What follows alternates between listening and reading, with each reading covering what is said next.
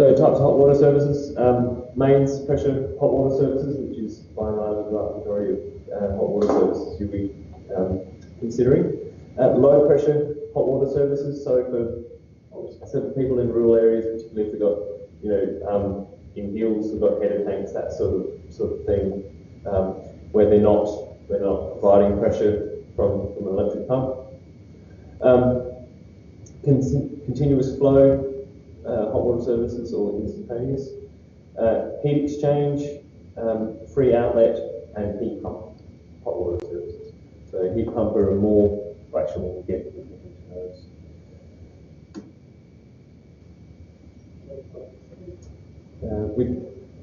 With mains pressure hot water services, we're going to cover positioning of hot water services, so where you want that hot water service located, expansion control valves, temperature and pressure relief valve, that duo valve, isolation non-return, and temperature control and tempering valve.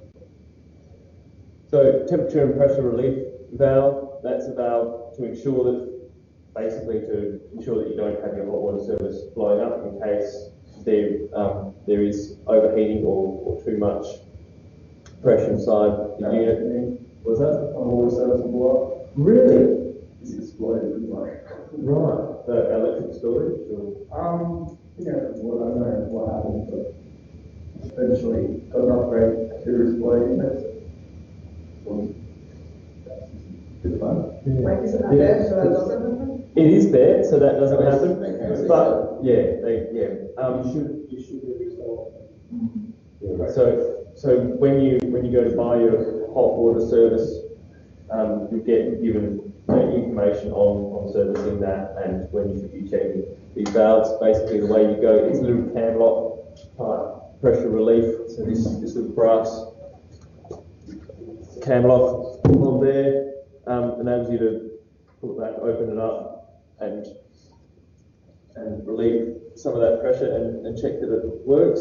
So yeah. So it comes out of the manufacturing specifications how often you should do that and how you should do that. You should get a squirt of water out of it when you do that. It's working correctly. If you let it off and then it keeps dripping, you keep getting more water out of it, turn it on again, because you've probably got a bit of scale lodged in the valve that stops it opening and closing. One big issue we have in South Australia is a lot of calcium in the water. So calcium is terrible for all sorts of plumbing, but particularly hot water because it settles out when the water is heated, and so you get calcium building up in the valves. You also get calcium building up in the tanks, and also it makes the water more conductive, which aids in rushing out the units as well. Yes, and so for that you have a sacrificial ion, which we'll talk about a little bit later. So this one is for temperature and pressure. The expansion control valve is for pressure, and then you have the thermostat on your unit, so you can set at what temperature you want the hot water service to be running. And about the use of the trio valve isolation non-return. I'm not sure in what scenarios you want to, or you would have to use that. But I guess in terms of isolation, it means you can shut that line off. That's a big flush. Right. Your main water. Yeah. So it doesn't have to go back. The hot water goes back into your main. Okay. Oh, so that's on the inlet, is it? Isolation non-return. Oh, yeah, non-return. Yeah. So that would be a valve that happens before your hot water service. So on the street side of your water line, and so you can shut that off and then remove your hot water service as well without water going everywhere. So low pressure systems, not very common at all. They used to be quite a bit more common. You see them in roof spaces. It says a minimum grade of pipework 1:200. You'll be struggling to find any sort of scenario where you're getting anywhere close to 1:200 slope in pipework. You're going to in the vast majority of cases, you're going to be almost at a 45-degree angle or straight down with the supply of your water. Has an isolation valve in here, so that allows the water to come in to a small reservoir and then go into the unit. And under these units, you always have to have a safety tray. So, yeah, because they're typically located in a roof space, and it's good from time to time if you're up in the roof space to check that tray is not rusted out. Because once you have a scenario where you do have significant water leakage from that, it can cause a lot of damage. Is there a pipe that then ends up coming out into the leaves? They do. It does leak. Yeah, it's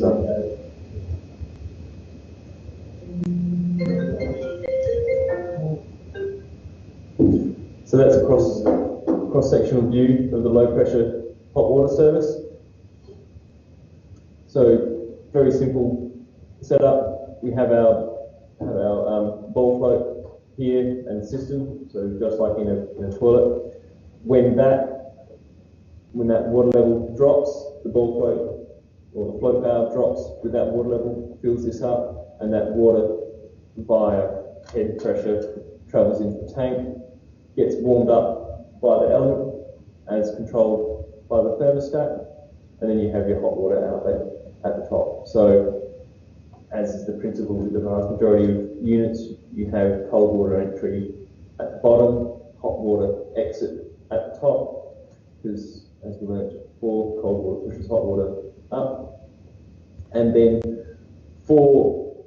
to allow for expansion as water heats, you have a vent pipe here heading back into the system, so any water spouted out of that goes back in.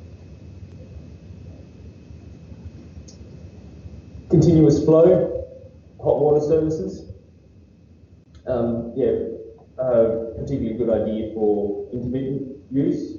So if you're not using all your hot water all the time, say beach shacks, that type of thing, although they are used a lot on standard residential houses as well. Very space conscious as well, as where they don't require a great deal of space, and if you have mains gas, then it's a very cheap way of providing hot water. They do, however, have limited flow rates, so you can't be running many showers often at once. But at flow rate, they do have an unlimited supply. So.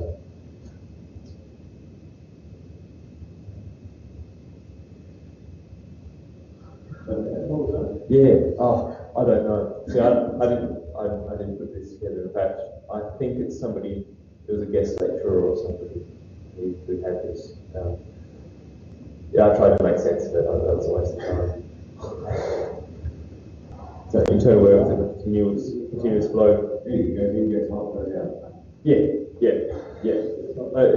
Has anybody ever had a look at their instant gas hot water? It is pretty simple scenario. You have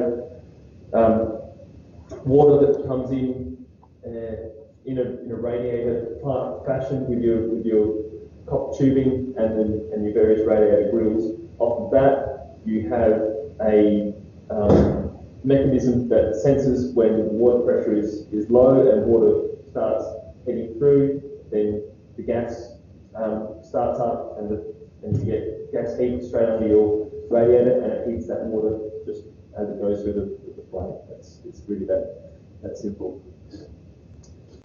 Some of the older units had a continuous pilot light running all the time, and there are more modern units that have an electric spark to ignite the gas flame as long as it bulb. Sorry, I didn't recognise you going past. Yeah, nobody else waiting in that room over there? No.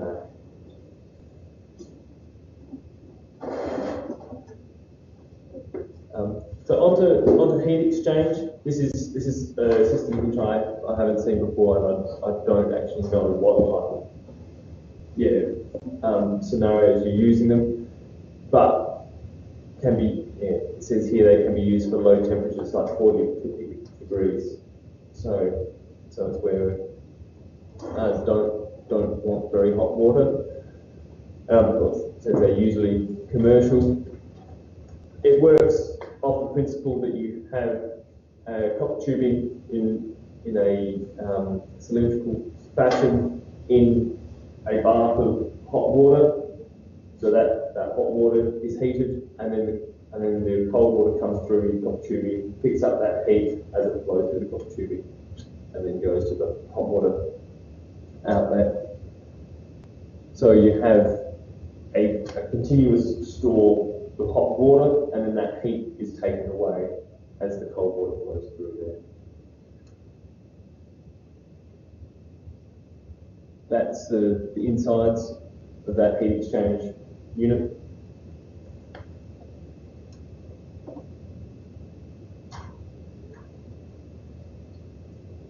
Free outlet. Unfortunately, I haven't been able to find any information on free outlet hot water services, and I'm not sure that they are still commercially available. So, won't go into that. Heat pump. So that is something that is commercially available. That is it's an energy efficient way of doing electric storage of hot water. Heat pumps in a hot water scenario work the same as a heat pump in any scenario. Has anybody heard of a heat pump before in construction?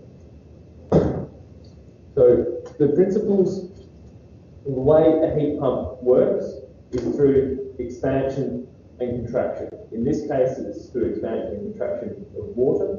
However, you have heat pumps in air conditioners, so that's about expansion and contraction of air conditioning gases, or heat pumps for underfloor heating, for example. So they have a particular type of liquid that's compressed and expanded. What happens with any material, liquid or gas, when you compress it or enable it to expand, is you compress a material, it gives off heat. So you've got your atoms. So when something is hot, the molecules in that substance are excited and they're bouncing around, and they've got a lot of energy to them. If we get those molecules, they're bouncing around, compress them, stop them from bouncing around, they give off energy. On the mark, then that heat can be transferred to another place. So we compress this material, in this case water, it gives off the heat. Then that compressed water goes to another element external to the unit where it's allowed to expand. When a material is allowed to expand, it takes heat from its surroundings. So we have a compressor and a condenser. And when we compress something, we can remove the heat from it, enable it to expand, and it will take heat from the environment. So there are heat pump systems for heating houses, whereby you'll have a series of underground tubes outside, and then it will go to the heat pump, and then it will compress that liquid, get the heat out of that, exchange that heat into the liquid that goes into your floor slab, heat your floor slab, and then the liquid from your floor slab will come back to your condenser unit, where its cooled is taken out by the liquid that's going into the ground and then compressed. Does that make sense? So it's a way of compressing and relieving the material to take heat from one place and deposit it in another. And so it's a fairly energy efficient way, because we're not actually burning anything like gas at the point of usage, or we're not burning coal, the coal-fired power station to produce electrons to heat something. However, they, of course, to run the compressors and the exchanges, you still need to have electrical input. So still using electricity to create that heat exchange. So in the case of this hot water service, or these heat pump hot water services, uses the ambient air temperature to heat water.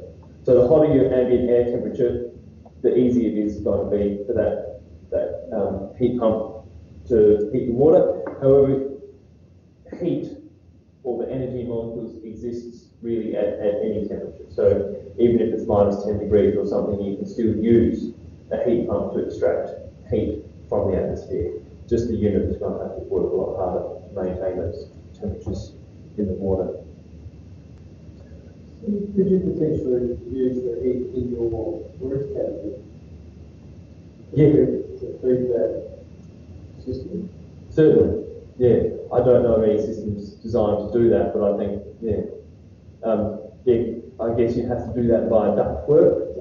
Yeah. So ductwork into your roof cavity to bring that hot air down. You have ductwork connected to say your. Yeah, it would look pretty ordinary, but that can be all concealed under stairs and cupboards, that sort of thing. There are plenty of things that provide services in buildings that are pretty ordinary as it is, and you can conceal them, etc. So I think a good idea. Or also ground source heat pumps for heating water as well could be a good idea. Or multiple source heat pumps. So we're getting heat from the ground in summertime. We're getting heat from our roof space wintertime, that type of thing. But that may be in the future. So they'll have an electrical boost element. So for when there's too much draw happening on the use of the hot water, when you're using too much, or the air is too cold and the system is having to work too hard, it has an electrical boost. And it says there positioning restrictions. I'm not sure on what those restrictions are as to your limitations, and that possibly you would not want this unit sitting outside in the weather. So hot water services need to be supported, fairly simple support. If you're doing one externally outside on a concrete plinth or on hardwood battens, so a timber that's going to be H3 or H4 treated timber. If you're installing a hot water service in the roof, positioned over at least one load-bearing wall, and the system has to be supported on a platform, once again with a tray underneath it to collect any water. Various different constructions of hot water services, and that's, I guess, that's where a lot of your consumer choice comes into it, as to what sort of longevity you're after for your unit, whether you pay for it, pay a lot today and then have a long life, or pay little today and replace later. A lot of older units used copper. Copper is a very expensive material today. They don't deal particularly well with high pressure, and so something below 85 kilopascals. And you had units like the heat exchange and the free outlet using copper lining. Mild steel will handle mains pressure.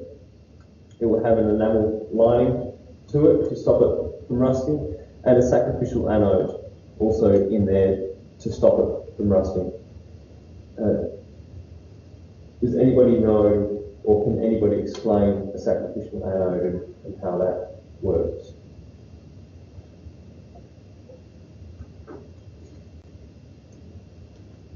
So sacrificial anodes work work through the presence of differential metals.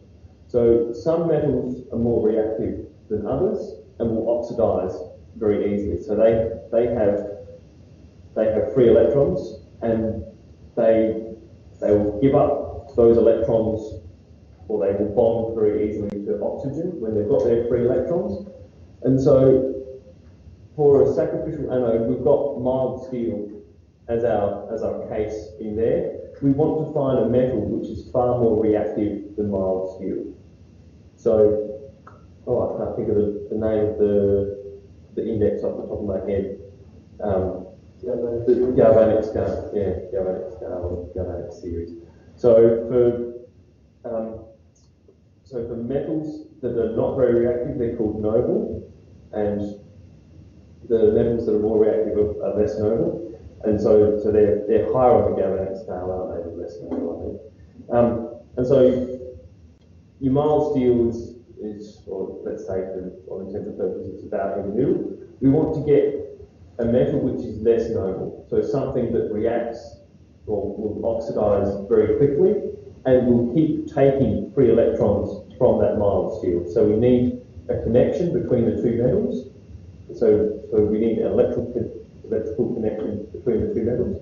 And so we'll get a metal like magnesium also, which will corrode far quicker and easier than the mild steel. So that is in contact with the water and at the same time in contact with the mild steel. And it will oxidize and it will just keep taking free electrons from the mild steel as it does that. So the mild steel won't have any free electrons and it won't be able to oxidize. So it won't be able to rust. So that maintains that without rusting. What's that? That one does cause contamination? I don't actually. That is really. I've never looked into that or thought about it.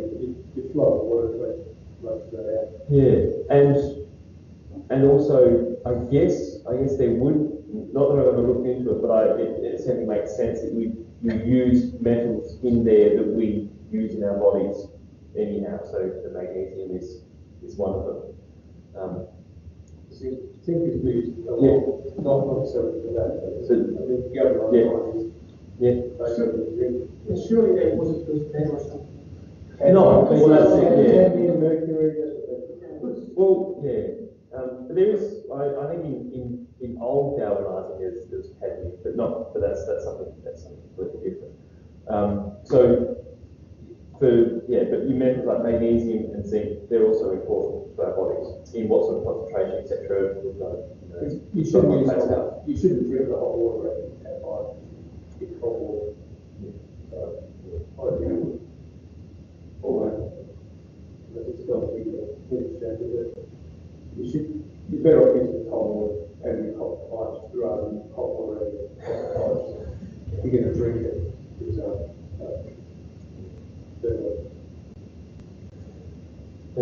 And so that's a great question. What's that?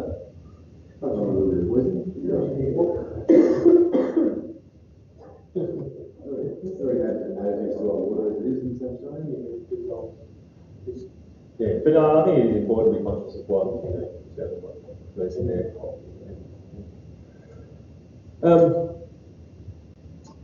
So you have your sacrificial anode in there, and there's no down here for temperature / water quality, lump. So the lecture of this. They've got different anodes depending on where you are as well.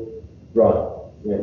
Depending on the water that's going in there. That's right. So what reacts? Yeah. It'd be different to what you would develop. Yes.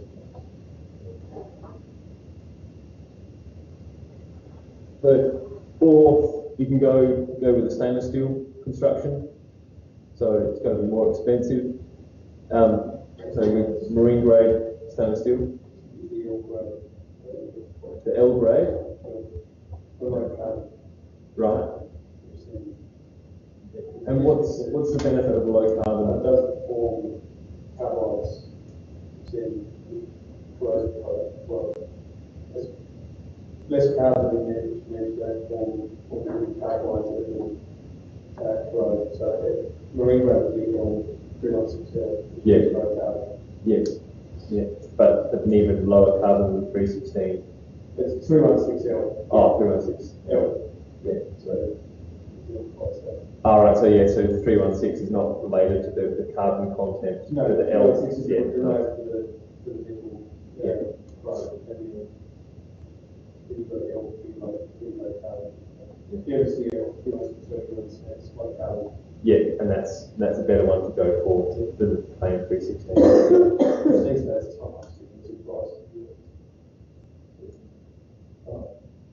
That's right. Yeah, no, cool. No, this I can tell you plenty about, stainless steel is good, but I mean, in the absence of oxygen, it will pick bits of nice and oxygen for the protective layer. Yeah. So that's when if you get like areas with bolts or underhead and stuff like that, or areas where you have got oxygen present, two pieces of stainless steel together, or the weld you haven't got good oxygen access, you will get pitting. Yeah, right. Actually, yeah, this is, excuse me for digressing, but I have had that issue with stainless steel plates at the base of tanks as well for the scour drain. You were quite early just to assess your situation. Yeah. So it's to do with low oxygen environment. Low oxygen environment, you get, and you see, it's another follow, Yeah. areas of low oxygen.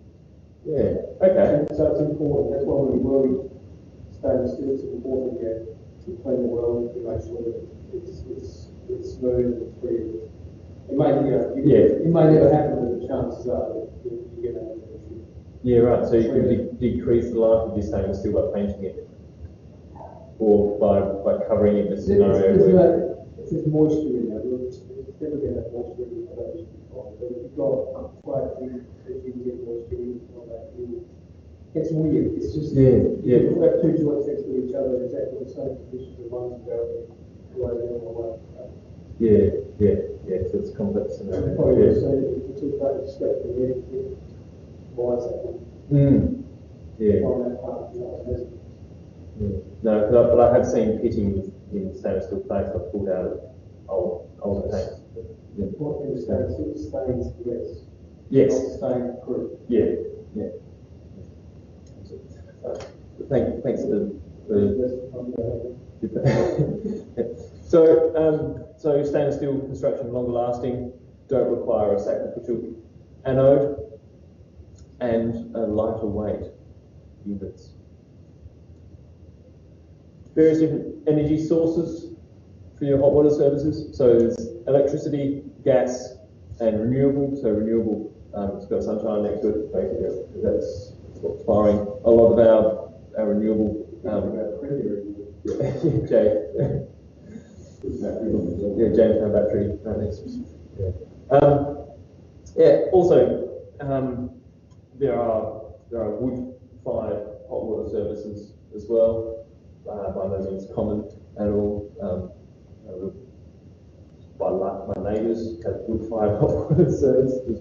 Yeah, oddly enough, so they do exist. Even in summer. Yeah. I don't. Right, so you have to like do a fire all year round. Well, that's amazing. Yeah. That's an incredible product. Yeah. No, I'm Like, do they have to keep the fire going? I'm thinking they don't. Oh, okay. Right. I think in some of they'll shower with cold water. No, look, these hills people, right? Yeah. No shower with cold water. Yeah. But yeah. It's amazing. Yeah, about 4 hours a day, you just sweat so much. Hills is always cool. But yeah. So in scenarios like that, you've got a really good supply of firewood, etc. But anyhow, what I'm saying is they do exist. With fire. There's also a motor that takes like every few minutes you have to choose how often.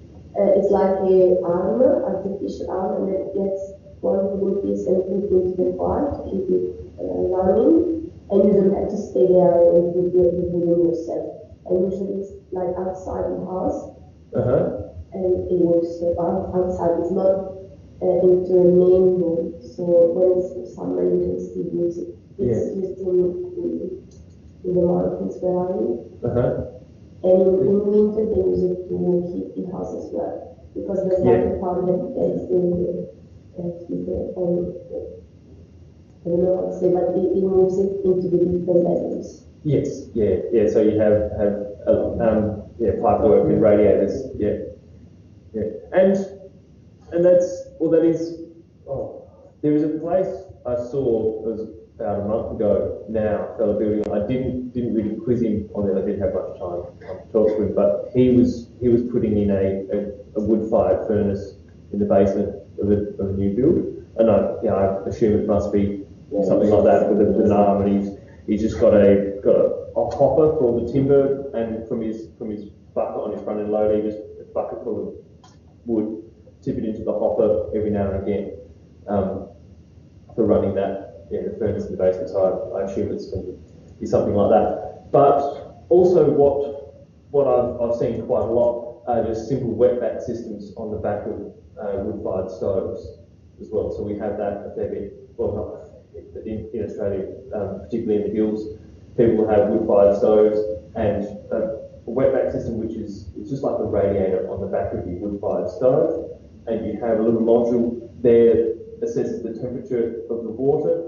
When that water temperature gets high enough, around 80 degrees, it starts pumping water through that wetback system, and that can be used for your hot water, or it can also be used for radiators around the house to warm up the house. So I live in a house with that sort of system as well. So you have wood fire burning in the kitchen all the time, but then you also taking heat off of that and heating all the other rooms with it. So it is a fantastic system if you've got a good supply of firewood and you can keep the fire going. So it's about preference.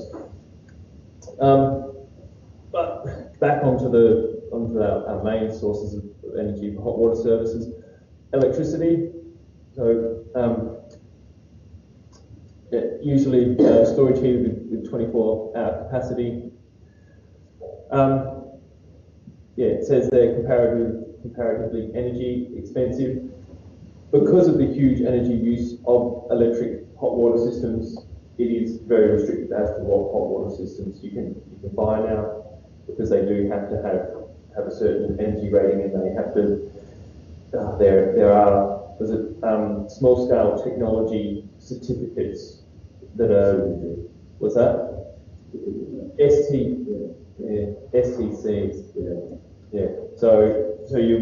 So each hot water service, depending on its efficiency, is given a certain number of STCs, and there's a minimum number of STCs you can have for a particular size of hot water service, and I'll show you that later. So that makes it very restrictive for the real electricity guzzling old units. And even if there wasn't those restrictions, I wouldn't want to put one of those in anyhow. They're just so expensive to run. So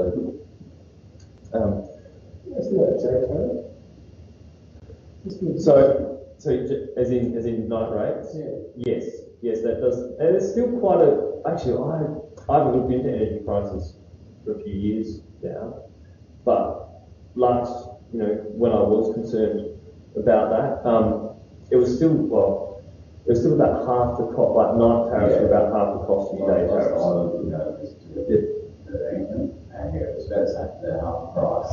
Yeah. But when they were doing solar, they were removing the J tariff and so on, and that way you get charged effectively full charge for when you have to use your very lovely solar. So that's kind of the reason why I've been going on the model. Yeah. I'm not a fan of water. Of what? That's all I work. Solar water? No. That's all.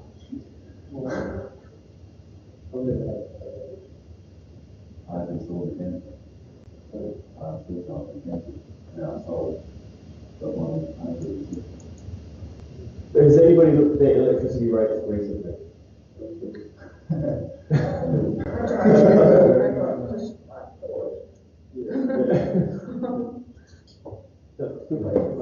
Yep. Oh, Oh, yeah, in my, yeah. in my solar panels.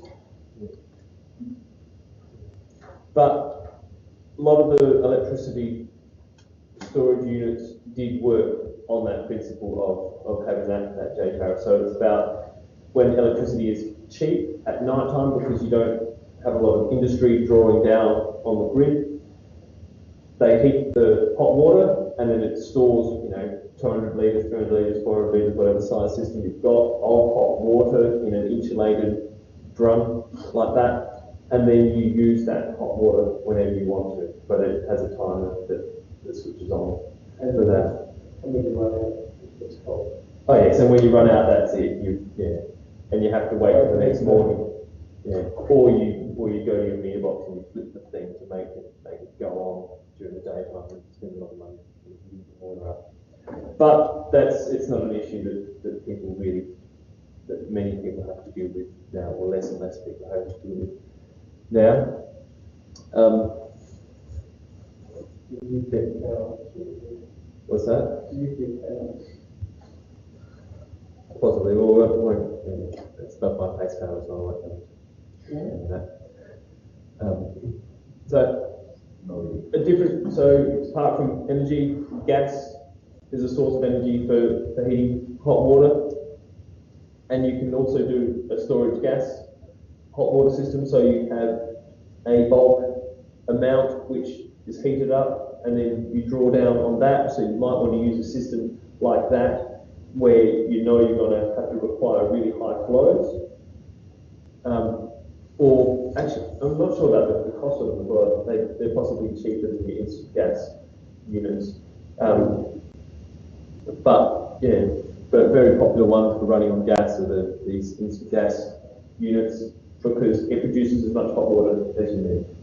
It's just they have reduced flow rates. And they can be a little bit unreliable, or they can be a little bit unreliable when they get old as well. And also gas boosted storage. So if you've got solar heating for your hot water, and then you boost it with the gas to bring it up to temperature. One aspect of the gas hot water services, the storage units, is they are quick recovery. So that means when you used up all your hot water in your tank, you can heat it up again. You can heat up more hot water really quickly, much quicker than you can with electricity. It heats as one first step, so it doesn't go like cold. Right. So Yeah. first step is on. Yeah. Just flat on heats it up, so you don't have to go straight cold. Yeah. You go. So for renewable, solar, hot water, and heat pumps. So we spoke about technology with the heat pump earlier, and how that gets the heat from the air. So we're a little bit more energy efficient in that, and solar gets the heat from the sun. So traps the heat. Now that's the old flat plate type solar. There are modern solar collectors now called evacuated tubes that are basically glass tubes, and they transfer the heat much better, and better longevity, etc. The thing with solar water systems is 1 litre is 1 kilo, so you've got about 250 kilo of that, 150 litre tank on your roof, you've got 250 kilos, 60 bag on the roof.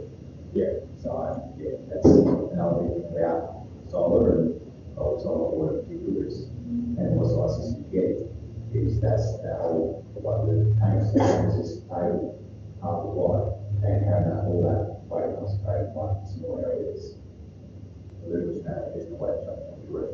Yeah. There are ground mounted ones where you have the panels on the roof and they go down to the ground and go that way.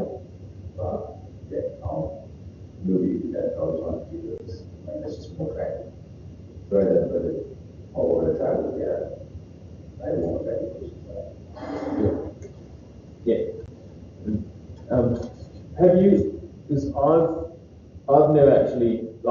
and I am surprised about it, I have never actually seen any issues or anything come through for repair and statement by insurance companies for hot water services on the roof. But yeah, it's wondering if you've seen any of that or had to account for. As well. Generally, Generally, they'll look at the roof and see what's required in there, and they can, and worst case scenario, they can use the break in there, then all straighten up the roof. yeah. Do that, but yeah, it's just a lot of people know how to try to have additional stuff on top of it, and just doing greenhouse these days. And one thing I've had to have conversation with numerous clients and builders and so forth before is there any solar rating on the roof, because these days, trusses and bruises and so forth are designed to the nth degree. Yes. One day, if you decide, oh, I want to put 10 solar panels on afterwards, after reading, a lot of people typically for either truss or conventional roof. As soon as you start, even if you plan to put solar in there at the end of the day, that's not saying something.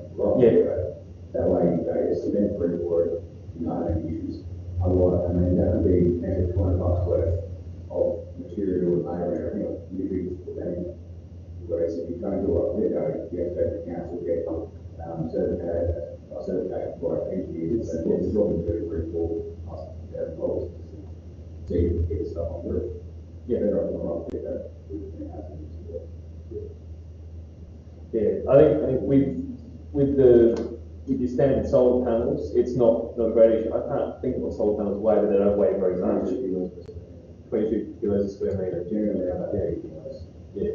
So and so actually on that's fairly easy to add that when you're in your timber span tables, add your 22 kilos per square metre on. So it's probably going to bump you up size. Generally, they're going to be out to 30 kilos. It's just easy. Yeah, it's easy round figure. Yeah. So that's generally what they try to do, but it's just, I mean, when you look at it, I had a client recently when I put 30 kilos system in the roof. It's 120 solar panels. Each panel is around about 150 watts. So when you have, say, 4 panels equals 1 kilowatt. Yeah. So when you're not talking 30 kilowatt system or 20 kilowatt system or whatever, you're talking a huge amount of space that roof space you require, and a hell of a lot of weight to put on top of it as well. Yeah. And it is, I bet it is spread over the entirety of the roof. So I guess you design the entirety of the roof to take that extra 30 kilos per square metre.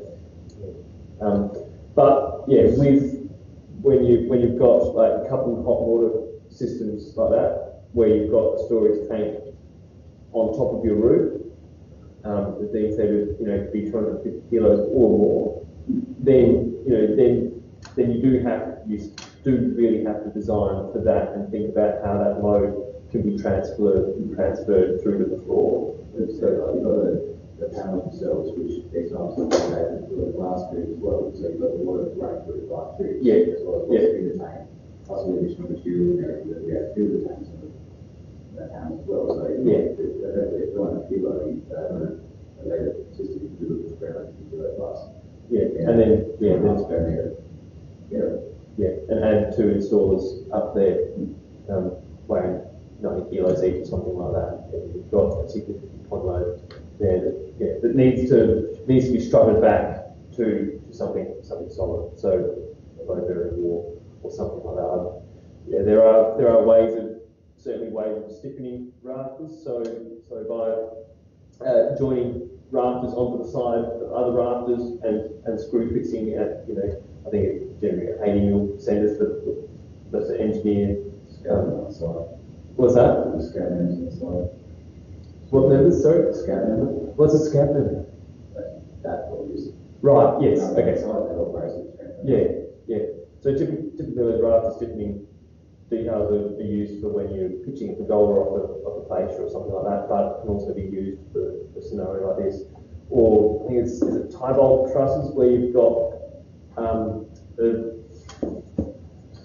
just digress quickly. So to help us carry a load like that. So this is that's our rafter there, like that. You can fix in here, fix in there, use a steel rod like that, back to a screw fixing here. So this screws in there, puts pressure that way, like that, so it resists the point load there. What's that? Bow truss? Yeah, bow truss or tie bolt truss. They use it to straight out roofs. Yeah, and another thing that I've seen retrofitted into roofs. Well, this is for a different scenario than this, but it's plywood gussets as well. So, and a plywood gusset, that's basically a triangular piece of plywood that is screwed, and you typically do 2 pieces of plywood either side. And so let's say our rafter then hits a horizontal structural member, ceiling joist, or something that's supported. We can put in a triangular piece of structural ply in there, screw fixings here like this, also to resist that load. So there are ways around, or that are not actually directly striking this piece onto something solid, but certainly I think the striking of the load bearing wall is. What's that? There's all those rules on what actually to the result. Yeah. Well, the scenario where had to draw up or specify a plywood gusset was actually in a scenario where the roof was already on. It was the ends of trusses got burnt out by a fireplace which was installed incorrectly. So you got there was inadequate insulation, and the flue was too close to a truss, and that caught fire, and then several other trusses near it got burnt on the ends. What you don't want to go doing is removing roof coverings and removing trusses, because then you're disturbing ceiling linings. It's a massive job. A far better way, so charred ends, or basically burnt out ends of trusses. The way to support this top chord here like that and recreate these structures, put a plywood gusset in there. So those sort of things can be done retrospectively. Obviously, it's a very annoying thing to do, and you want to be doing all that sort of stuff while you're building the house before ceiling linings or roof coverings going, etc. Certainly can be retrofitted. So solar hot water services, get free heat from the sun. It's a good resource, and you'd probably be wanting to stop some of that heat at times getting onto your roof anyhow. However, for reliable hot water service or for hot water supply, you do need a backup energy supply, so electric boost or gas boost. But given the renewable energy certificates, so the STCs,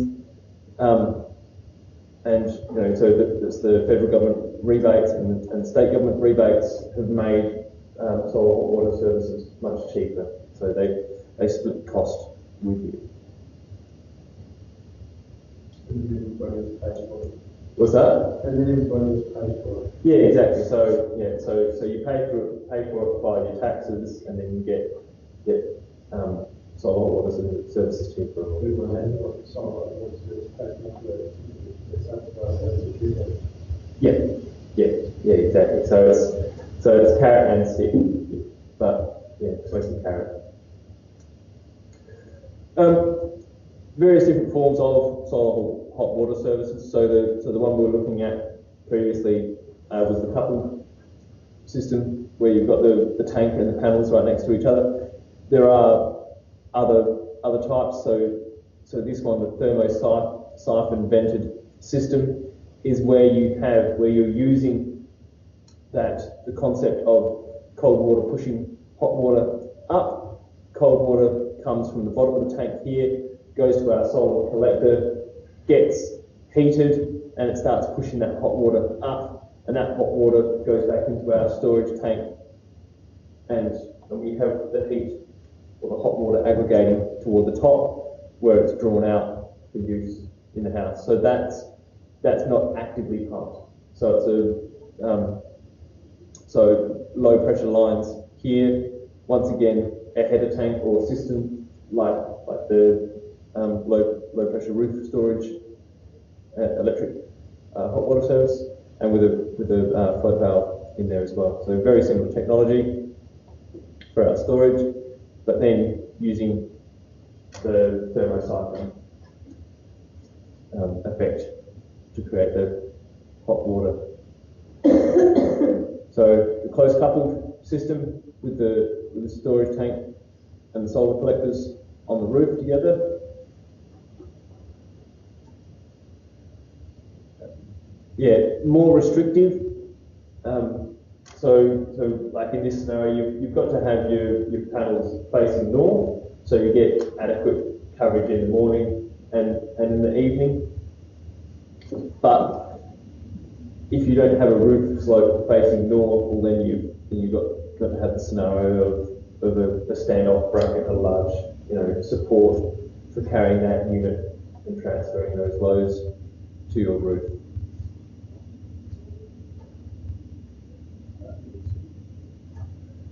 And this is like the opposite of the closed coupled system. So it's I don't know, maybe call it the split system of solar hot water services, where you have forced circulation. So we're not relying on the thermosyphon principle. We're actually pumping that water. So we pump the cold water out of the storage tank into our solar tubes, where it's heated, and then the water is drawn from the top of those tubes back down into our storage unit.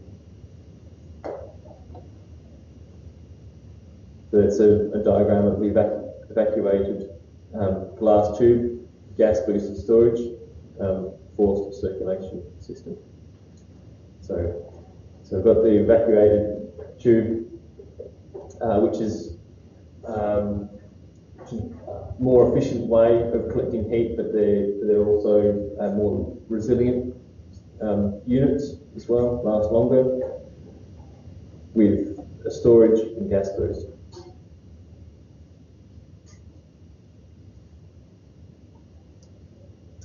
And heat pump hot water services. So we've spoke fairly extensively about those already. Here's the cutaway. So we have our compressor unit and our condenser here, our fan, which draws or pulls air through the unit, and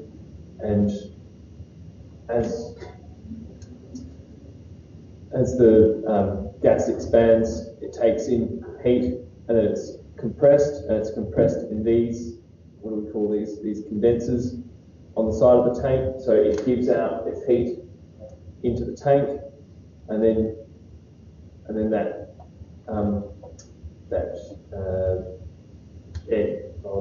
fluid or gas is enabled to expand here again, taking in more heat from the atmosphere.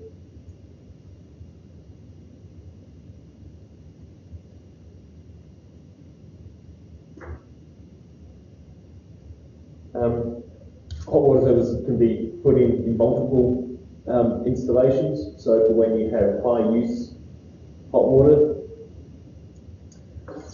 I don't have any experience in the installation of multiple units at all. So just going off the slides, it says the pipe work must be identical for the inlet and the outlet.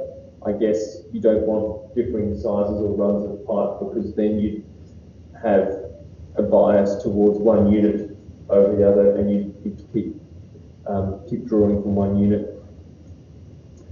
Can be storage gas, electric, or continuous flow, or pumped flow return lines. So basically any system you can use for multiple system uses. So there's a whole lot of storage units all linked up. some important general considerations for hot water services. So hot water services must be placed as close as possible to the most frequently used point. So you have to think about that in the house design.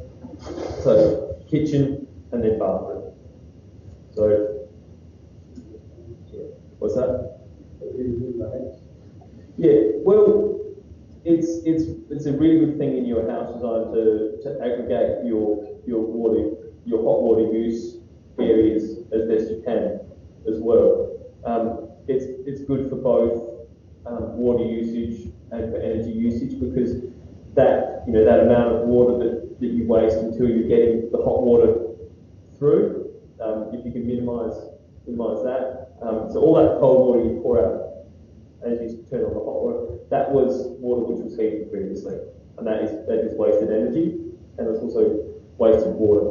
So if we can aggregate our kitchen and our bathroom and laundry within close proximity, and our hot water service next to those, then that's the best case scenario.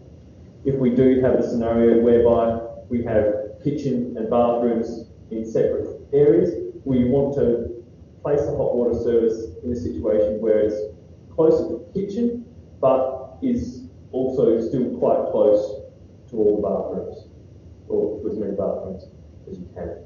Or if you have a scenario where you have a lot of spacing between them all, it might work best to have multiple instant gas units, for example. If water supply and frequency use is an issue. Storage hot water services must have a heat trap. So that's just a little one-way valve to stop hot water siphoning around and mixing with the cold water. So the hot water stays at the top of your system. And also stops it siphoning toward the head of your plumbing run as well. So if we've got our hot water service located on the ground floor like this, we've got our hot water service there, we've got plumbing runs up to a bathroom upstairs, for example. What will end up happening if there's no valve to stop that is that we'll get hot water going up here, and the cold water in the pipes make its way back down. So they have to have a heat trap. If it's a gas hot water service, you have to have provision for fluids and air supply. So because you're burning gas inside your house or a confined space, you want to ensure that space has ventilation. Relief drains must run into a gully or tundish because of the possible high temperatures of appropriate material must be used. So where we've got our pressure release valve, for example, and that's going off onto a copper pipe, that should go into a drain, or like the tundish is a little, it's some form of dish that goes into a drain like that. So we can have our copper pipe ending just above that, but to collect water and ensure we don't have water going on the floor from the drain release valves.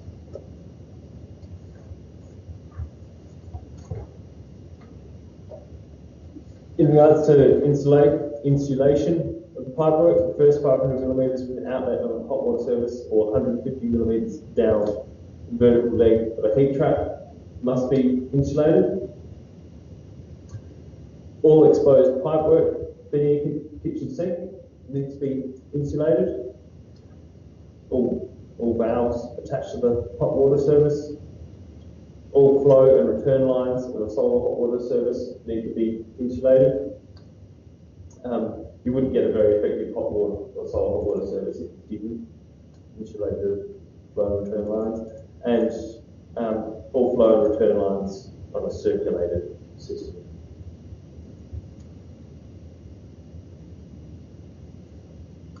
And that's the extent of the slides on the hot water. regards to this site, there's a link to this site from on Moodle, so it's the second link down here on the Moodle page, and that is a really good resource for many things. Water from that link, I suggest clicking on the hot water rebates section. In that hot water rebates, or under Learn More,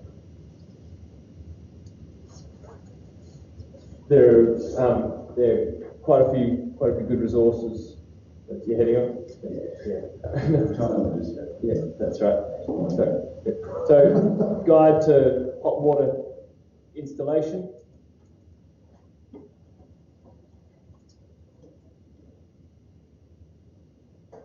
So it talks about what systems can be put in. So what type of heat or hot water service can be installed. Gives examples of low emission water heaters, and speaks about small technology certificates. So they are the STCs, or they are you have to have a minimum.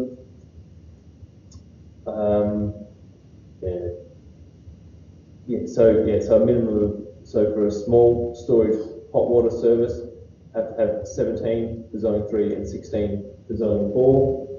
Exactly where these policy zones in South Australia are, I don't know. But further on, put your postcode in and it will tell you whether you're zone 3 or zone 4.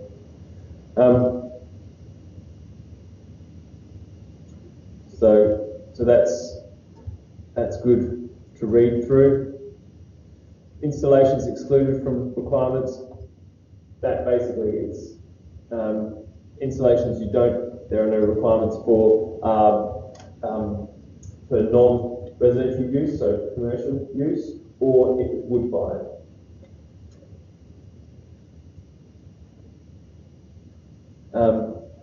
Stipulates water flow requirements. So units have to be designed, or the takeoff of the water has to be designed so that you're not using too much water, so you are restricted by the shower heads, etc., that can be put in bathrooms to ensure that not too much water is being used. So that stipulates all of that.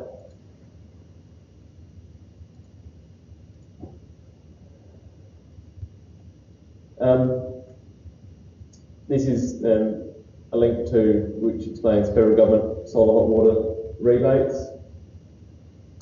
It's good reading for if you want to go to sleep at night. It's fairly heavy going. Possibly that's the ins and outs of that are better understood by your retailer. And state government solar hot water rebates. That link, for some reason, from here doesn't work. But this is the really good link. I mostly wanted to show you. So I think it's over here, save hot water and save. Oh yeah, no, that's just a simple diagram.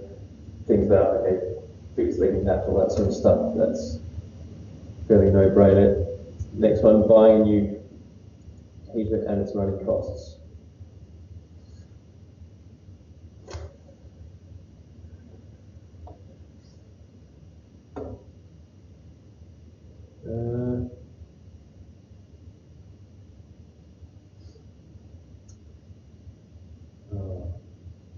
My apologies, I'll have to have a look around for it. Sorry, yeah, using our interactive water heater calculator. That's what I wanted to draw your attention to in here. So we've clicked on the one under saving. Where's that heading?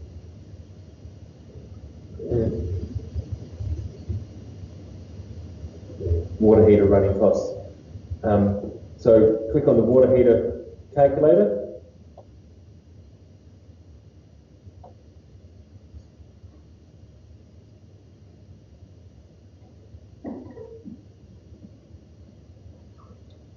and start punching in your details. Anybody want to give me a postcode? 504. Cool. Is your property connected to mains gas? Well, here it is. Yes. How many people live in your home? Well, let's say it's a home that take 6 adults. No children? Oh, sorry. Maybe 2 adults. 4 children? Well, you got kids around right there, they're just quite cool. Yeah. Actually, it should have a thing for teenagers here as well. That's a huge impact on what it is. What is it? Yeah. I feel like teenagers is more than adults. Yeah, exactly. That's what I was saying. Happy with your answers, by the way. Okay. Number of showers per week. Well, let's go daily showers. Approximate length of shower. Okay, 7 minutes, sure. Number of baths per week. What's that? 7 minutes. Yeah, I used to get times when I was little because we were on rainwater and I was in like 3 minute shower. Well, yeah. 7's a luxury. All right, let's go with class average 7. Number of baths per week. Do you have any baths? No, none. Okay. Next. How many bathrooms will the water heater service? Well, let's say 2. So we've got a main bathroom and an ensuite. What is the shower head flow rate litres per minute? Okay. Why is it so common here to have like 4 bedrooms and just 1 bathroom? In like most of the houses. Good. Yeah. So is it only for all houses? It is pretty much. I think you struggle to find a new build that only has 1 bathroom. In there. Is that including or not? Yeah, including. Every time I was looking for a house, and every time I was looking for more than 2 bedrooms, it was just 1 bathroom. I had to buy a new one to find 2 bathrooms and 3 bedrooms. So the vast majority of your new houses will have a main bathroom and an ensuite. Yeah. And we didn't have those. Yeah. We're involved. Yeah. Where are you from? And then we usually have every bedroom 1 bathroom. Really? Yeah, it won't make sense.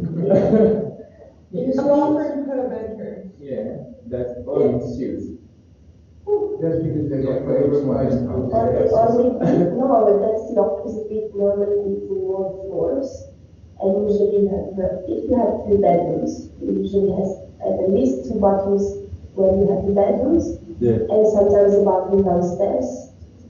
Some people has a bathroom in the underground because we park the car on the ground most of the time, and there you have like a couple of rooms and the bathroom as well. We are very clean. You don't keep that water issue. Yeah, we got water everywhere there. No, but that's- Water is not a problem. Yeah. To be honest, they're very cheap there, but what bathroom per house? Yeah, but also in some of the older Australian houses, you also had like not so much bathrooms, but I'm not sure if you call them mudrooms or what, but basically like a room where you can be taking off boots and jackets and stuff like that, and there's a shower there. A very simple, thing that's often associated with laundry as well. What's that? Which is generally outside the house. Or associated with where you come in, like what you're saying with the bathroom underground, where you bring the car in. Have the toilet separate sometimes from shower and basin in new houses. There's the living room only the toilet. Because we only have 1 bathroom. Yeah. So you have to wait for now. Yeah. Because it's, We don't have 5 bathrooms to choose from. Yeah. So It's also that there's not any more very big families. So usually when you have the 3 bedrooms, you have 2 bathroom and a half or 3 bathroom, and it's hard because you don't have more than 2 or 3 kids. Yeah. Yeah, probably they have more kids. That's why they have more bedrooms, but they don't need more bathrooms. Yeah, the average is the average still 2.3 kids, or it's probably gone down to 2.1 or something these days. I don't know what the average is in Italy. 1 something. 1 point something, yeah. So on average, they're less. But a brief history of bathrooms and things in residential building in Australia. And you only have to go to Unley or Parkside to see the evidence of it. You have your main house, and you have toilet outside. Before, a lot of reticulated water, long drop toilets, all that sort of thing.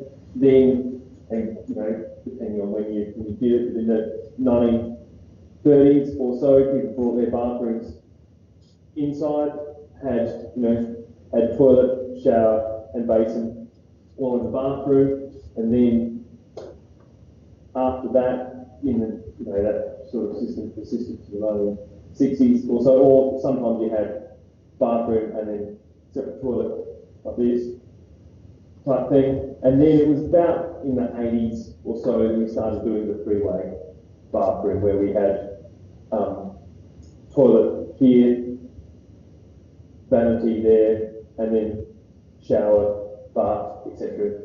Very small, tiny postage stamp bath. I apologise. They got much. Yes, it is very. Yeah. It's like that you waste a lot of space when you separate everything. And you really also there is the use. The UTS as well. People using it. This system here is quite. It caters for everything. Because you can have one person having a shower and the other one. It used to be outside in my country, but that before the Second World War. I just think of the global financial crisis in Europe at the moment. So. Yeah, no, they spend all their money on bathrooms. and then after that you have sort of 1990s or so. Like we're just talking. Generalizations here. This sort of bathroom, and then ensuite off the parents' bedroom, and that's pretty much the status quo. The only thing I don't know about that system is you don't have a hand basin in the toilet. It's the only thing. So you need budget to try and incorporate that income of that system, or try and create hand basin in the shower as well. Well, something or another toilet in there as well. Depends on what it's something I've seen in Japan, which for some reason I haven't seen it made it to Australia yet. Is the hand basin on top of the system in the toilet? Yes, that's so good. Well, No, in Japan it's so handy. They got space issues. Oh, yeah, they do. Yeah. So basically, you flush the toilet, water goes out of the system at the top, and then as it refills via a small hand basin on top of the system. Best way, it's great utilisation. So it's good utilisation of water. So you wash your hands with the water that's going to go into the system, which then. Correct. And you should be using grey water to really flush the toilet, which is what you do there. Is manage grey water. Yes, essentially. So I mean, you look at some places in work. You drop there and you wash your hands. You want to have water when you wash your hands. It's just basic 101, but we don't think about that. But I just wondered whether there's compliance issues with that or cultural preference. I don't know, or whether you have to paint your system in lilac colour because it's recycled water. It's just the water. It's topping. It's great. It's not the days. Some But for days, They're not common though. No, not common. No, definitely not common. No. Whereas in more Europe, luxurious. what about the But the bidet is it's used in conjunction with the squat toilet as well, though, isn't it? Typically. They've got normal toilet. They've got bidet. Yeah. We have a bidet as a bathroom. And normal toilet? No. With normal toilet? Yeah, there's toilet, bidet, bathroom, and shower. In every bathroom. Yeah, but it depends, as he said, now there's a decrease. So, like my generation cannot even afford to buy a house. So, but like my That's the same as parents' Australia. generation, they were fine and they used to be basically each bedroom a bathroom, or at least every 2 bedrooms, 1 bathroom. That's good there. Yeah, we got good lovers there. They did very quickly and very good. That's the daytime.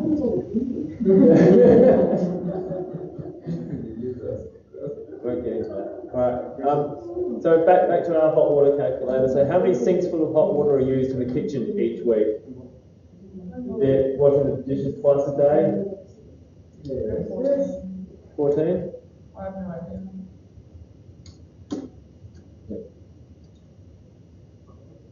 Yes. I want to get type now. Brett, that. 1, 4. How many tubs full of hot water are used in the laundry each week? Oh, well, let's go with half. What sort of washing machine do you use? Front loader, top water, don't use one? Front loader? See, the front loader, generally, it's quite new in Australia. Newish. No. Yeah. I don't know if you filled in all the people. Could Right, you just people? put in one adult and use the rest. Oh, right. Thank you. All right. But they would have just the automatic numbers in there, I'm sure. Yeah. So, adult 1, and then, We didn't do child 1 or 2, yeah, okay. Thank you. but they're just. Yeah, they're automatically filled in. No baths for the week. Oh. And they're using the front loader as well. Yeah. So, well, let's leave that. So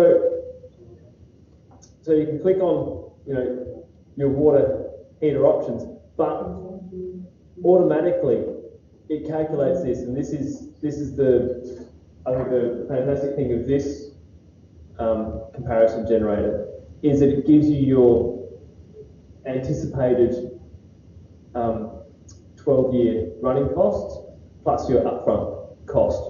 So it gives you a total cost of supplying that hot water for 12 years, and it's given that all your options are calculated all at once. You can just look down here and go, okay, electric boosted solar, 4,600 basically. Natural gas boosted solar, 6,526. So even though we've got mains gas connection, it's still cheaper for the electrical boosted solar than the gas boosted solar overall. So your gas boosted solar's going to cost a little bit more initially, and also cost a little bit more to run, less maintenance. And then natural gas instantaneous, cheap installation, high running costs. So if it's a rental property, possibly. So, yeah, well, rental property, Yeah, depends if you, So well, it depends if you care about tenant or not. Yeah. Yeah. Hasn't got battery backup, has it? For what? For the solar batteries, battery storage. No, but Because it's, that would be more saving if you get over to reduce cost of liquidity. yeah, I think still at the moment the efficiencies in having battery backup to take you between sort of peak production and usage and so on, the efficiencies are still not, money-wise, still not there yet. What it costs you for the batteries in comparison to what it saves you financially. But I think we're getting pretty close. So has everybody looked into that recently? Yeah, it's was, I guess, admittedly it was probably a bit over a year ago. I was looking at that. They're going to be the first ones, they're going to be close. Yeah, South Australia, and batteries are getting cheaper and cheaper. So Elon Musk. What's that? Elon Musk is going to bring family together. Yeah, or there's, I I think there's Red Flow. I think they operate out here, around here somewhere, don't they? Yeah. And yeah, there's a few competitors. Tesla batteries, I think, the Powerwall is the most aesthetically pleasing battery option. It's something you have on your wall there, and it looks quite nice. A lot of the other systems look fairly agricultural, but I think there are certainly cheaper options than the Tesla Powerwall.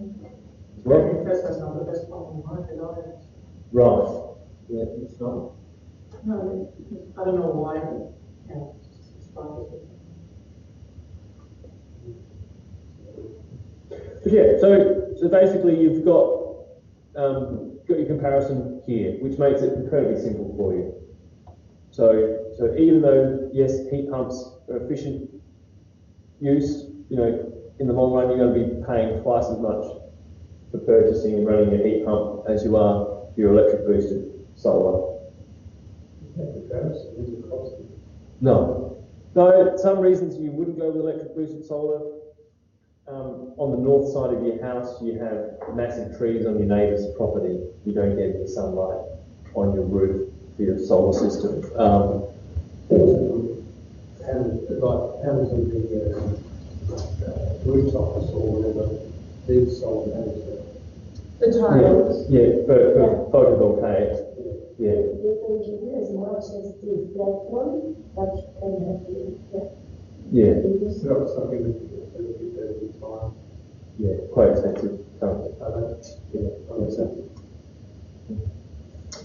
So basically that's what I wanted to show you on here. So that's a very quick, easy comparison to make for your assignment, for example, but also for future reference. So that's on the SA.gov site, Your Home.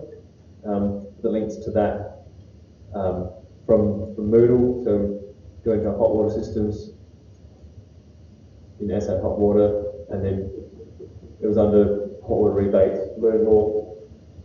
So when you Take us to there. So assuming we're doing the house plan, Yeah.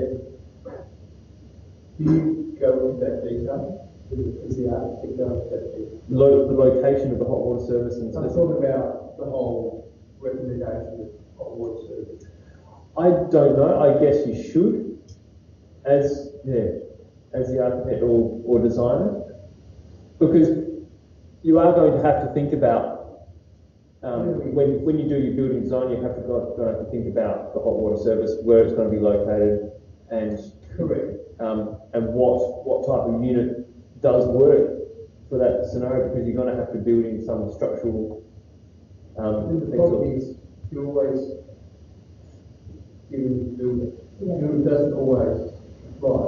So then it becomes a bump fight. Or you turn around and say, no, we should change the plan and walk away. Yeah, And the poor client pays for it, or they don't want to pay for it, so they don't get a half-assed job. When they don't realise that the architectural fees are almost an insignificant amount that they pay for it. Yeah. The ones they always scratch about. The practical approach, I don't know if anyone doesn't work here, but did you have a problem? No, not new. So should usually first discuss with your customer, which is normally the builder, how you want your job done? The builder is generally intermediate, starts with the client, and then the client goes out sometimes and goes with the builder. And quite all builders come and say, "I'm change it. Yeah. You really try to keep your specification says annual equivalent or similar. Yes, products, yeah. and all the contracts. There's ways of getting out of it. So it always worries me in this industry that is a big deal. That these are your drawings, yet when the finished product comes off, but that's not what I've got on my plans. Yeah. Oh, because I thought it's going to be better or cheaper.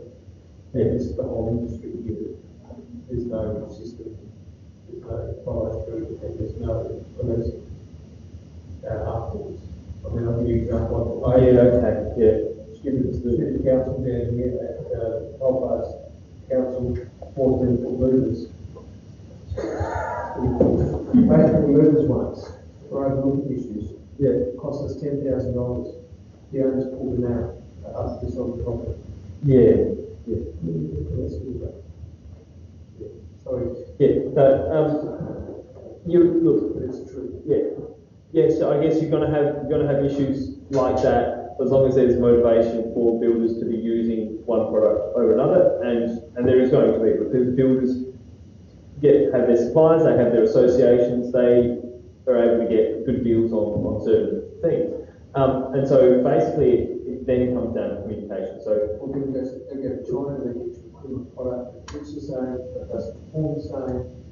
I refuse to do interior selection, which means that they pay too specialist a lot of that stuff as well. That's how I want to spend the money, and they leave in good hands, and then when they've got to buy a product, yeah, and so the point I was making is that can be mitigated through communication. So if we want, this Bosch electric boosted hot water system with evacuated tubes, like let's say it's model EC937 or whatever, we want the Bosch EC937, we specify that on the plans and in the specification. So it says hot water service, say it must be the Bosch EC937 or how much are you going to whatever. charge? How much are you going to charge the client to do that, and the client only wants to pay you when you start saying $3,000 for a set of plans is too expensive? See, that's the commercial part. That's the commercial part. The communication is great, but then what happens is you finish your plan, you send it off, you go to your next job, all of a sudden they're building that place, they're calling you back. So it's my job to come back and correct your wrongs, or to discuss it. This is what you had. So I'm saying it's the whole industry. I mean, I don't order a red car and end up getting with air conditioning, and end up getting a green car without air conditioning. Yes. You see my point? Yeah. So that's the difficulty about Yeah, it. how do you get that? You've got a lot of people in the chain that can make a lot of decisions that benefits them and doesn't necessarily benefit the product. Yes, yeah. No, and I don't have any experience with that, because my experience has been with, repair and reinstatement for insurance companies. Insurance companies deal with the loss adjusters. The loss adjusters are the guys cracking the whip, keeping everybody in check. And so whatever the engineers say, this is what needs to be done, and that goes off to the loss adjusters. You specify the Bosch EC937, the loss adjuster make sure it's correct. In that sense, look, just hypothetically, I guess what I would want to have is a clear understanding or contract drawn up with my client, specifying rates for, hourly rates for production of plans. So you have possibly a base rate for production of plans plus additional hours for extra research, specification, etc. if your client requires that. So you build them for that, and then also that you need to think of. If you go work for somebody else or something to build it, you don't own your own business. You need to consider all these things. yeah. Or even if you do work for somebody else and you do a job on the side, you need to consider this. Yeah, and how that gets charged, and how you can, I guess, charge in a sense that's going to be a deterrent from people just calling you up all the time, demanding stuff from them as well. So, because phone calls actually do take up a lot of time in the day. No, that's very good point. So that's it for the hot water services. Obviously, there's this link which I showed you last week, the hot water savings. But now I want to open the floor up to discussion about the assignment, and if anybody's got started on it, if anybody has any issues or so yet, or wants clarification of what is required. Because about this hot water. Yeah, okay. Is there any limitations or restrictions for this maximum hot water level? Yeah. If there's a chance that we can have this, or it is fixed, there is a maximum. Yeah, I don't think control. Yeah, I don't know what the maximum would be and how that is governed. Yeah. You know you go certain Yeah. what it's saying. But it's gonna tell you if you go above the required amount or something. I think it should be a notification. Yeah, well, the hot water services, to be able to be sold in Australia, would have to comply with an Australian standard. I don't know which Australian standard they would have to comply with. So the hot water systems would have to comply, and I imagine one of the aspects of that would be the water temperatures they heat to would be at a certain rate, so you can't heat above that. We don't really need to do that. No, Like a no. licensed plumber would have to install hot water. Yes, yeah, exactly, yeah. Installed by a licensed plumber and sold by a distributor who knows the ins and outs of the compliance. To be able to be able to import those systems into Australia and sell them, they would have to comply. There must be some kind of regulations or a standard for that one. There would be. We can quickly I can quickly look. In volume 3.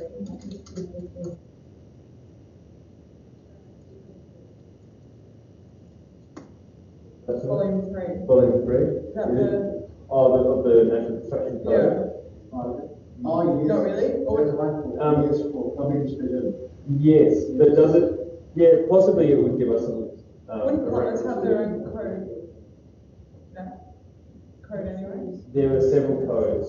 Yeah, so there's several Australian standards for plumbing, in plumbing design, and Do you think the hot water systems would come under? one of those Australian standards. Possibly, but I don't know, because both plumbing and electrical has to be carried out by licensed trade people. It's not something that we get into here in the building side course. So really I don't know what Australian standards operate for either plumbing or electrical, but I imagine there would be a separate Australian standard for hot water systems as opposed to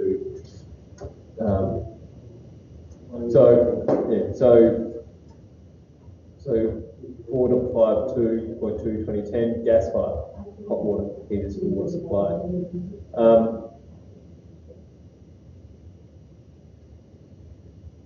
So hot water.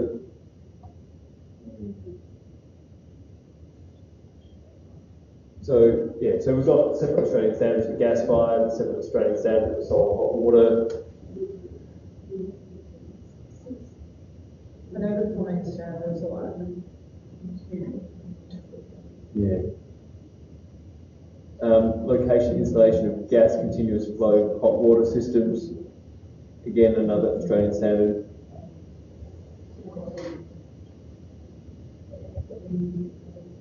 So it appears there's multiple Australian standards for different types of hot water systems.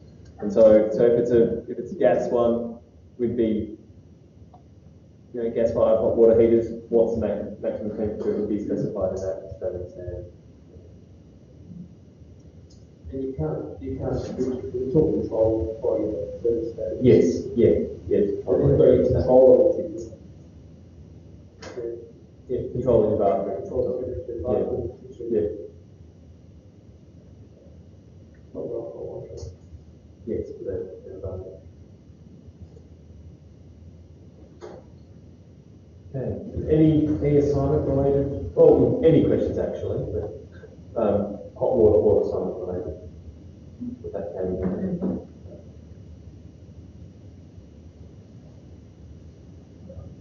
Layout of the report.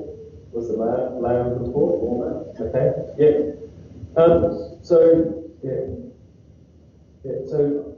So layout and format.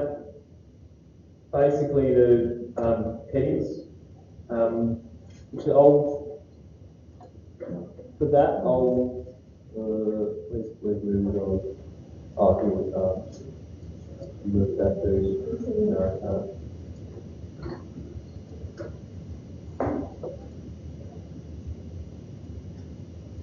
So we'll bring up assignment 1.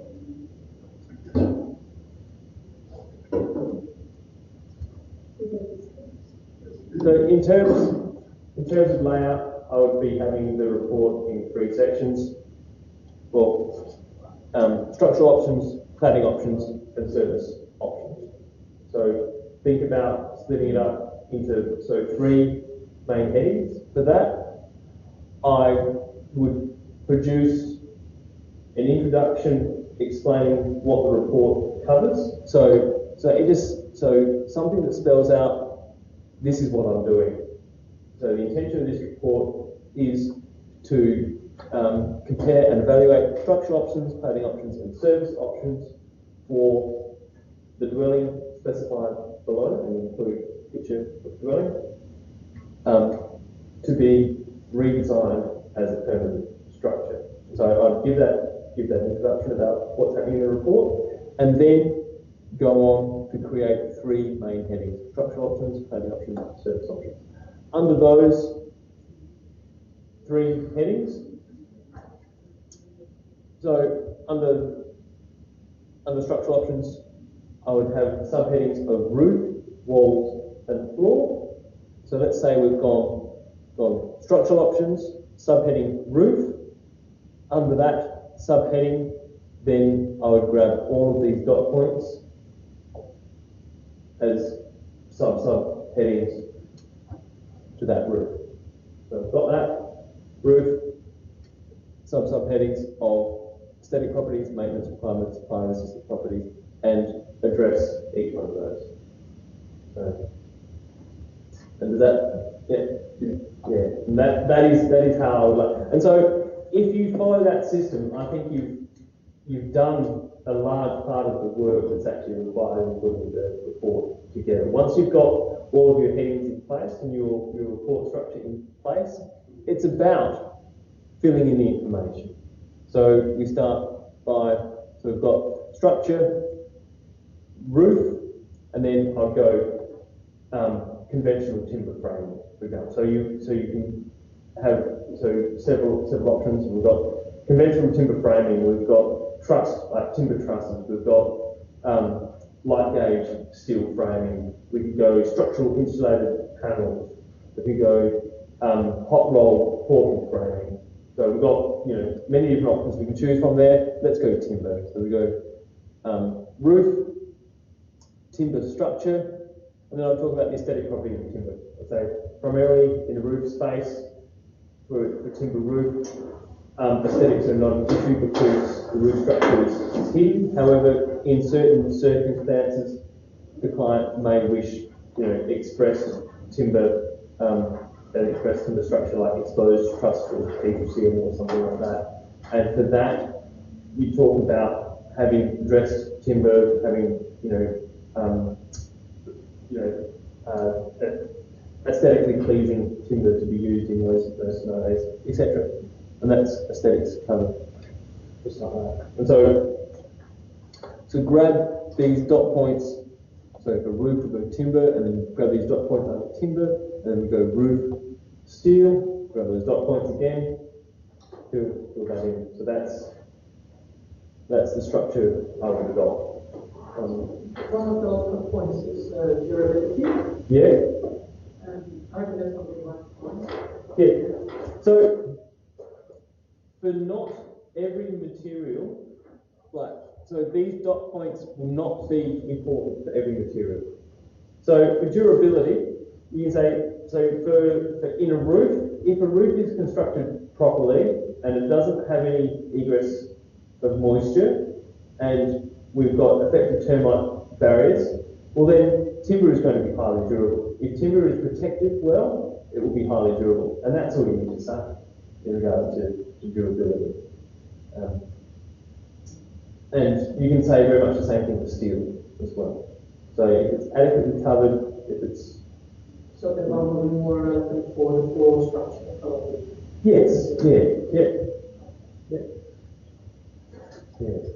But, and you can also, talk about things that in the presence of moisture, you can have swelling of timbers, and you can have bowing and cupping and things like that, which, also impacts upon the durability of both the timber members and the floor structure in general. Yeah. But yes, not all of them. Some of them you'll have a fair bit to say about, others you won't. Health and safety issues, well, look, you're going to struggle to find health and safety issues in regards to timber framing or steel framing. No, I think it's probably a bit of a stretch. Generally, people know they've got. So you have to say to timber, the green timber that you get treated. Yes, you could. You want to be biting into that. No, you definitely, you can certainly make mention of that. Yeah. So you see some houses that do it like green, bluey type, that's actually treated timber for termites. Yeah, green or blue. Green or blue, yeah. They're a, what is it? We used to use arsenic. Not really sometimes. So you give those old sleeves, green sleeves, they're all arsenic. Can't think of what it's called. Actually, while we're talking about that, still building systems, they're looking at setting up drafting facilities down the central town. Also, they have jobs there. Okay. So, that may be an interest to see if you can find if anybody knows, because if they get interested, they may set up there as well. So, is there any other lecturers? Yeah, to ask them about Maybe building systems. it'd be a great opportunity for people, because they use their own programs as well, but still strong opportunities. Yeah, and they're looking to set up around Tonsley. I think they've got their main offices in Waymark. They've also got their other facility, which is at the end of the world, past Elizabeth. Mm-hmm. But I think they want to set up another place here on site. Yeah. I think it'd be interesting, why not? Makes it easy for the southern suburbs people or central road down there anyway. Yeah. Just a bit of food for thought. Yeah. Okay. Yeah, I'll ask to see if there are any others. I'll let them know. I've got a link on maybe that. There's expressions of interest. Sort of Expressions of interest to builders or to the people who apply for the drafting work. Okay. Yeah. I think they get enough and they might consider setting up here as well. Okay. You got an idea? There you go, Steve. One step ahead of it. Is that it? Thanks. Expression of interest, CDS. SBS. From CDS. Still doing SBS. Well, part of it is people for which Yeah. you go into the blue still front home. That's it. That's his signature. So the weeks, whatever else they're called. So that's share that maybe with the lecturers. Yeah. Why not use this place and we do construction? Yeah. Why not use as a meeting? Yeah. I think it'd be great for students to converse with you. I'm thrilled. Yeah, no, certainly. What I do here, I will share with you. There's also a notice board on the level down from here towards the doors, so that's continuously updated with notices for positions vacant as well. There's a few of them. Some of them are pretty old, but they're recent. Yeah, right. Okay. We're going in 2014, that's the stuff. Yeah. But that's a good thing. So where did this one come from? Is that a big deal? Or is that seat? Or is it just Was that distributed by the email? Where did it come from? Yeah. I know that. I didn't know that. Which one did you get here? What's that? 24. 24. Because I went to another one up north. The guy, I think the CAD manager, where he is, the drafting manager, was saying that they're setting up here. Then I saw something on the job, I think it's on C or something like that. Why not? They're going to set up. If that's going to be paid much, but it's good experience. How much is it the Yeah. Nothing. You get out big, but that's nothing. Cool, actually, well, I'll make a note of that to send that out as an email. Yeah. I think it looks. Sorry, Sky. No, that's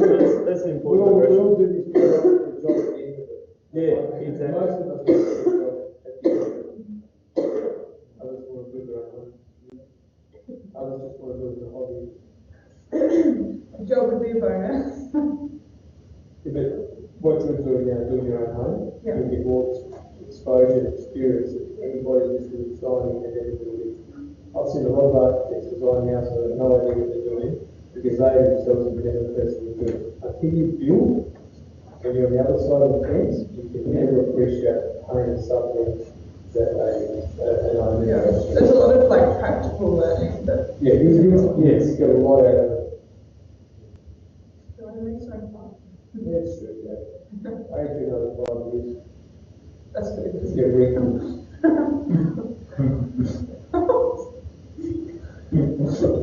You're so blunt.